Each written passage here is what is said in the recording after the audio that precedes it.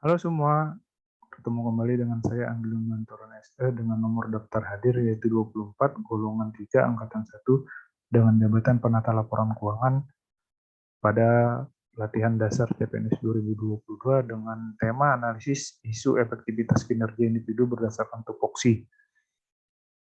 Dari tupoksi yang ada, saya mengangkat dua yang menjadi isu terpenting menurut saya, yaitu yang pertama, tarikan laporan keuangan dari aplikasi SPD belum bisa diyakini kebenarannya. Dan yang kedua, terhambatnya penyaluran DAK fisik dan DAK non-fisik.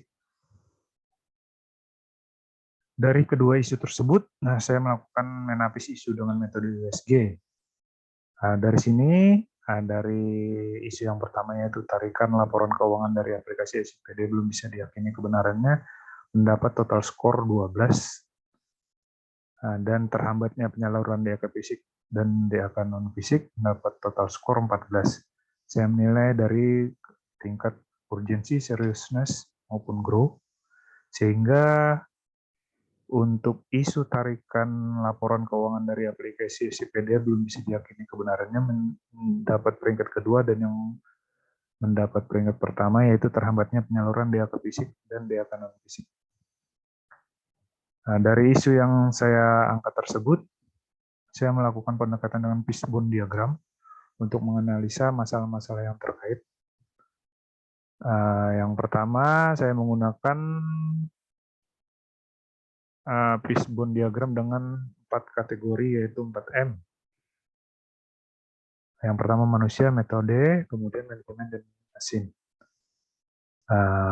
Dari segi manusia, faktor yang mempengaruhi terhambatnya penyaluran data fisik dan ekonomi fisik yaitu koordinasi antara SKPD yang masih belum maksimal. Dari segi metode controlling dari masing-masing SKPD belum berpedoman pada dokumen pelaksana anggaran. Untuk manajemen, kurangnya monitoring dari pimpinan terkait. Kemudian dari segi mesin, maintenance aplikasi masih sering mengalami gangguan.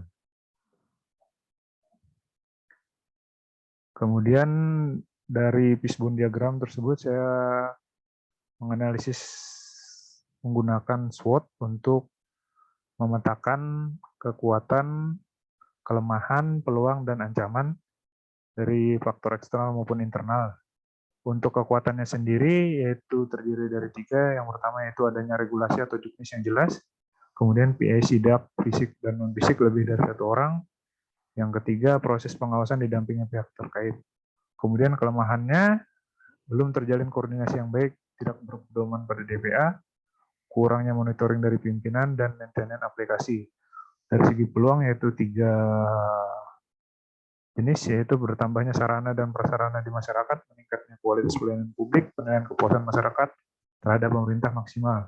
Kemudian dari segi ancaman yaitu dana DAK fisik dan non-fisik pada tahun berjalan tidak disalurkan. Yang kedua, adanya campur tangan eksternal dalam proses kegiatan. Ketiga, yaitu ketidakpuasan masyarakat.